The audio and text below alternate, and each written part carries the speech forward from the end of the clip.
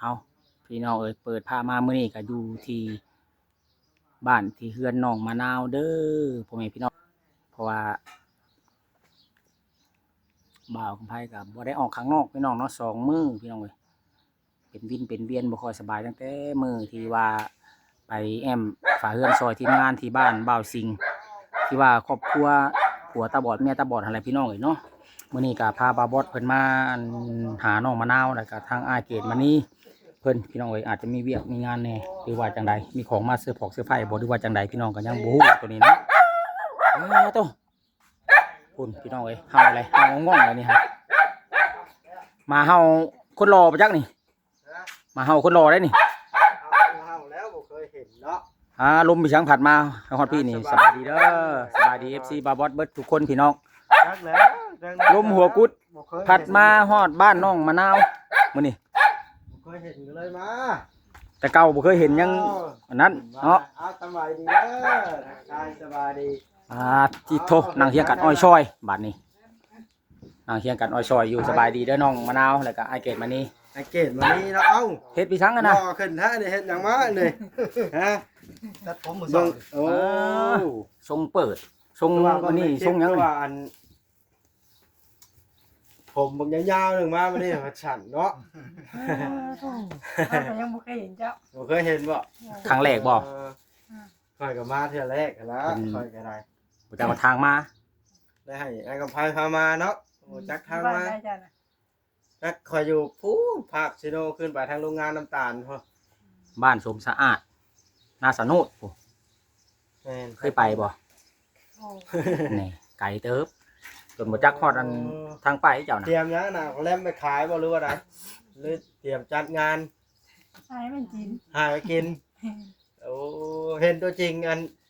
ชาวเมืองนาวเพิ่นคือข่าวแท้นี่เนาะมาเบิ่งหมดเลย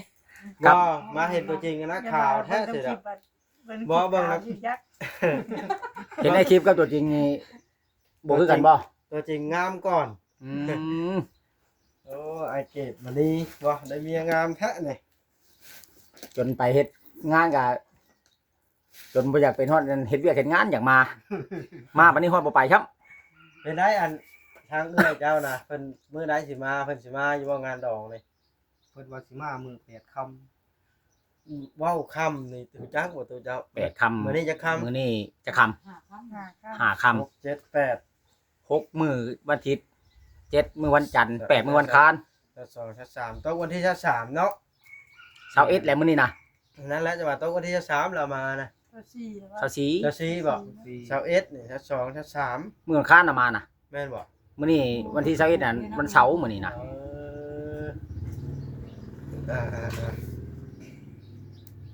ยังมีเอื้อยจักคนเอื้อยน่ะเอื้อยผู้หนึงอ้ายผู้หนึงอันผู้สิมานำอันใดมาแต่เอื้อยบ่มาแต่เอื้อยโอ้อันทางอันตุชิดเพิ่นบอกแล้วบ่ว่าค่อยสิมาหาบอกเพิ่นโทรบอกเพิ่นเช้าพุ่นมาเฮือนเจ้าตุชิดบอกว่าค่อยสิมาหานะบอกอยู่โอ้เพิ่นออกมื้อหน้าเด้อเพราะว่าค่อยโทรถามเพิ่นแล้วแต่มื้อเช้านี่จังได๋สิมาหาแล้วว่านะแล้วว่าอยู่ลืมแหละตะกี้ว่าคันว่าบ่พ่ออยู่เฮือนนี่พุ่นแหละไปหานาพุ่นแล้วก่อนมีเวียกจังมาหานะมีเวียกทั้งเอื้อยเจ้าพร้อมได้แต่ว่าเอื้อยเจ้าบ่อยู่มื้อนั้นค่อยจะเข้ามาอีกมื้อเอื้อยเจ้ามานะเอื้อยเจ้ามานะ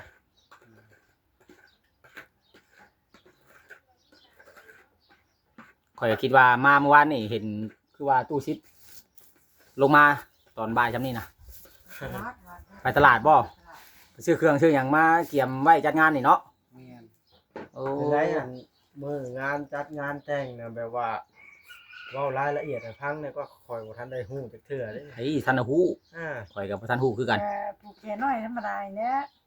จัดอยู่ใช้นี่น้องมะนาวอยู่เพื่อนนี่แหละจัดอยู่เพื่อนเจ้าเองบ่แม่นจัดอยู่นี่เลยผูกแขนน้อยธรรมดาได้เพิ่นขาไกลรับตูนี่ได้บ่บอสวันที่เท่าไหร่สิพากันเฮ็ดน่ะวันที่เจ้าหาเป็นมือผูกวันที่เจ้าหาเป็นมื้อเข้าพักวันเลยแม่นโอ้เป็นได้อันเฮ็ดใหญ่โตเติบบ่เฮ็ดแบบว่าเบิดบ้านบ่หรือว่าบ่ได้เบิดบ้าน หาเด็กหน่อย ว่าแต่ญาติพี่น้องเนาะ จัดงานใหญ่นี่ก็ย่อมเด้เฮาบ่มี แม่นเฮ็ดซ้ำเฮาเฮ็ดได้เนาะ สามารถเฮ็ด ไอ้เก ได้ ด นะ ฝากงวดเป็นตัวมาหาเลย เฮาเฮ็ดใหญ่แหละมีหน้าอะไรไม่หนีได้เนาะเฮาเฮ็ดซ้ำเฮามีซ้ำเฮาเฮ็ดได้นี่แหล้วซ้ำแห้งเฮาพอเฮ็ดได้นี่แล้ว แม่น เป็นเท่าไรอันค่าสินสอดเมียนี่เท่าไรไอ้ฮะ แพงนั่นแหละ แพงเหรอเท่าไรล่ะ เท่าใดน่ะเฮายังบ่ได้ฮู้ได้นี่น่ะ 50ล้านก็คำบาท2สลึง พุ่นบ่ได้ บาทครึ่งพุ่นน่ะคำน่ะแม่นบ่น้องมะนาว ฮะ ยังยังจงไว้อยู่ติบ่ได้เอาให้เบิดติ บ่ได้ให้เบิดหรอก คันให้เบิดแล้วเนาะ เพิ่นบอกเองได้นี่ แม่นบ่ ท่านไหวได้ยังได้เพิ่นบ ท่า อน ก ได้ เอง ไหวเกินท่านได้ไหว บาดโต FC อย่าฮู้เลยเพิ่นบอกเองถามลุงใหญ่ก็เข้าไป คำครึ่งบาทหรือบาทหนึง บาทครึ่ง บาทครึ่ง บาท2สลึง บาทครึ่งเนาะ บาทครึ่ง บ่ และมอบ แม่งวด และมอบเท่าใดบัดนี้น่ะมอบนั้นบาทหนึงบ่ เดี๋ยวเท้าไป มอบ ถามแม่งวดควายก่อนมีบ่งัวพร้อมบ่ควายมีบ่ บ่มีแล้วหัวข่อยน้อม แบบว่าว้าวแต่เงินหัน งัวขาดนี่ กับอัน งัวตัวนึง คำหัน แม่น เงินน่ะให้เข้าเท่าไรบาทน่ะ มือแตงนี่มีเข้าอยู่บ่ มีเข้าอ่ะ ทางอันว่าเพิ่นไหวเพิ่นยังไหวน่ะ เจ้าสิให้เราเท่าไรล่ะ ติดหนีไว้ก่อนได้เนาะกันให้เราเว้านะ เราบ่มี เราบ่มีเรา บ่มีก็เจ้าก็สิเอาเราอยู่บ่ซะ เก่าคือเก่าแหล้ว เออมีหรือบ่มีก็สิเอาคือเก่าเนาะ ท่านพนักท่านนั่นก่อนโทษ โอ้ยนั่นกันทำแต่ ก็ได้มองโทรมา นะประยุทธ์ล่ะ ถามจนอ้ายเกตก็ ในห้องน้ำไปบ่เป็นเลย ถึ เนาะ งเลยคันว่าบ่มีเงินยืนก็สิเอาคือเก่าแหล้วเนาะน้องมะนาว บ่มีก็สิเอาคือเก่าเว้าไปสิก็ได้แสดงว่าความฮักนี่มันเป็นหยังมาทำลายบ่ได้แล้วสองคนนี่เนาะ แนวมันแล้ว ตอนนั้นเพิ่นไปเกี่ยวเขาวเพิ่นว่าลงไปหาเงินสิอยู่เฮิงเติบได้เพิ่นเว้านะลงไปรถบ่พอฮอดเดือน บัดนี้ ได้ ก็ เดือนหนึ่ง สิอยู่เลยบ่อ้าย เรื่อย อยู่เลยบัดนี้เนาะเจ้าเป็นคนทั้งอันปากซีบ่อ๋อทีแรกข่อยเบิ่งคลิปข่อยเบิ่งผ่านๆว่าเป็นคนไทยเด้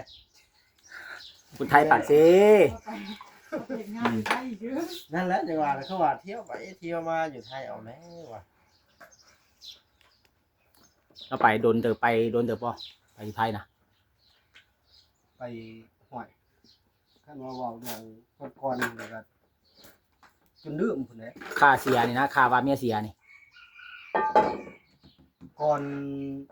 โควิดระบาดเดือนหนึง โอ้ จังได้มา จนมาพ่อกับเพิ่นผู้นี้นะ แม่น 2019บ่ทันฮอดเนาะ2018ปลาย2018หลายเติบจ้ะ จนได้เงินหลายเติบจนเรือฮอดขะดอง เหลือได้ๆคือว่าบ่ได้มาถอดจักล้าน ของแนวแล้วถอกให้เบิดได้เนาะบ่ไอ้เกะถอกให้เบิดได้บ่ บ่เบิดนะ ไผทักก่อนเนี่ยจังได้อยู่นํกันเนี่ย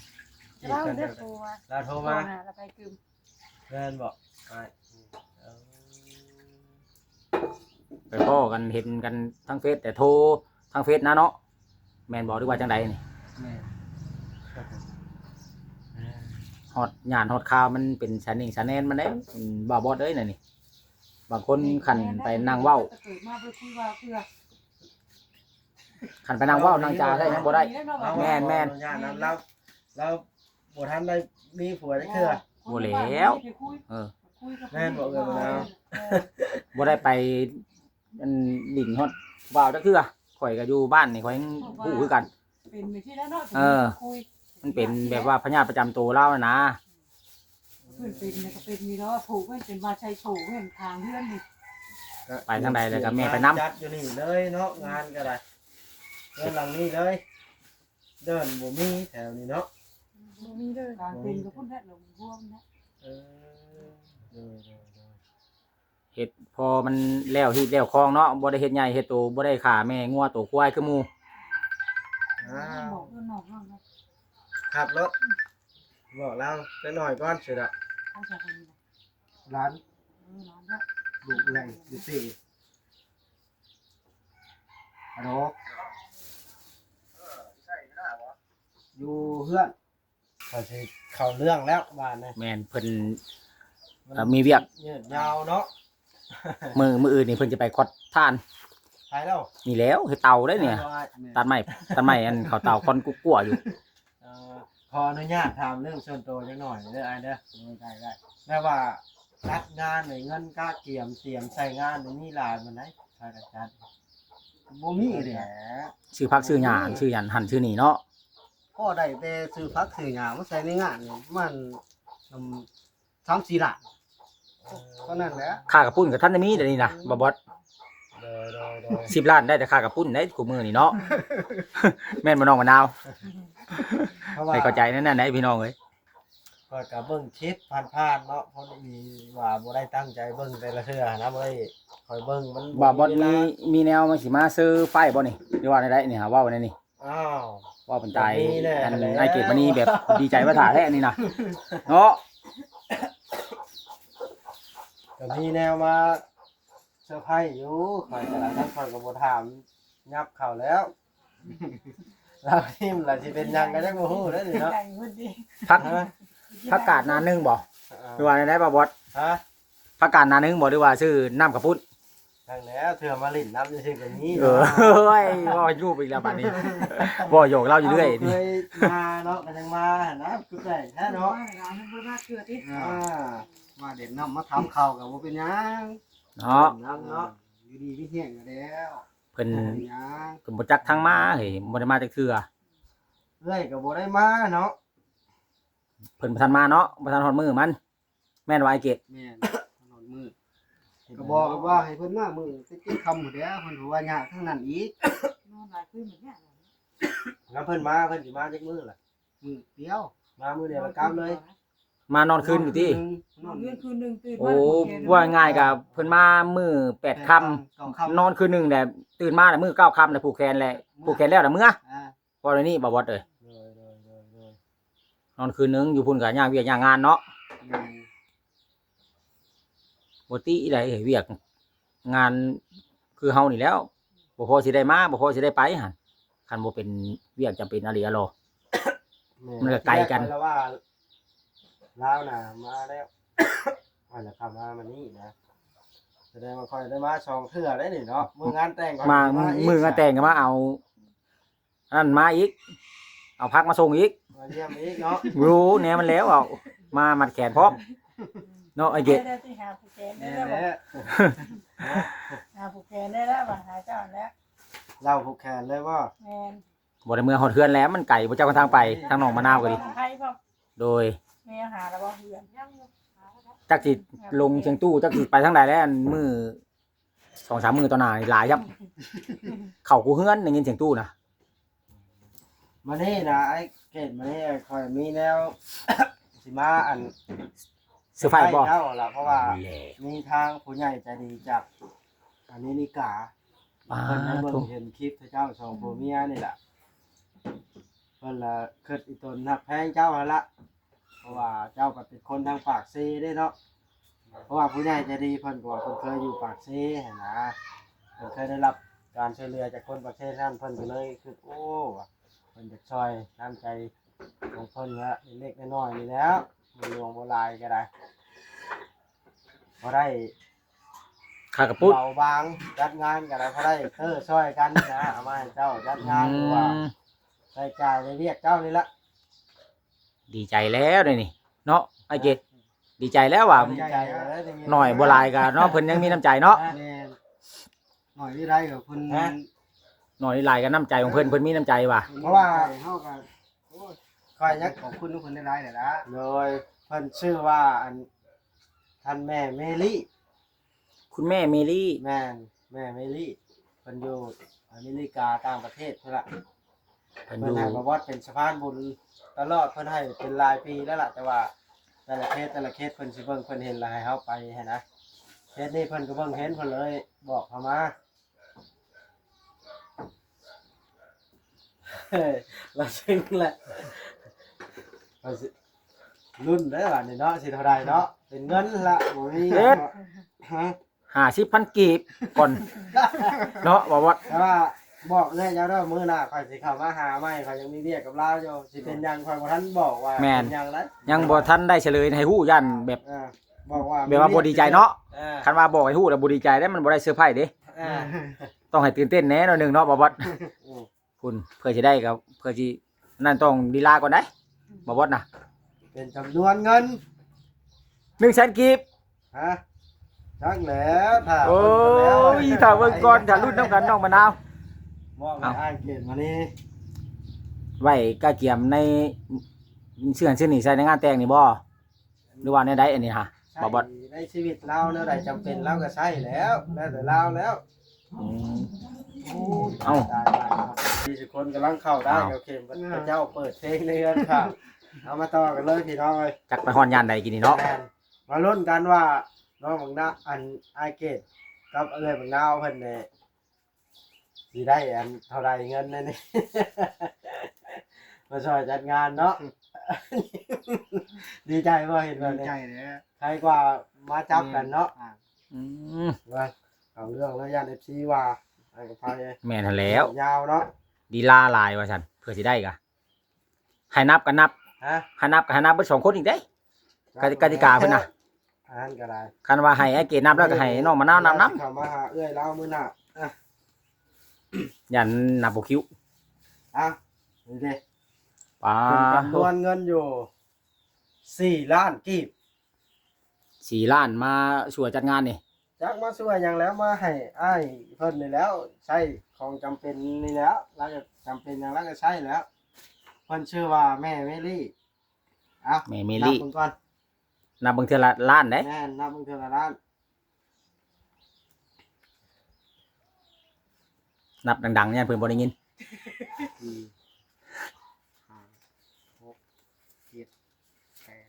9 10 10แล้วตัวนี้เนาะ สามสี่ห้าหกเจ็ดแปดเก้าสิบ ผุ่นบ่บอดลายดุด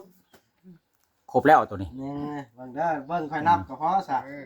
คันว่าบ่ครบเจ้าก็นับหลังก็ยังบ่ครบ1 2 3 4 5 6 7 8 9 10 10แสนได้20แสนได้ดิ เจ้าจะนับหลังก็นับเอาพื้นค่อยนับให้พัง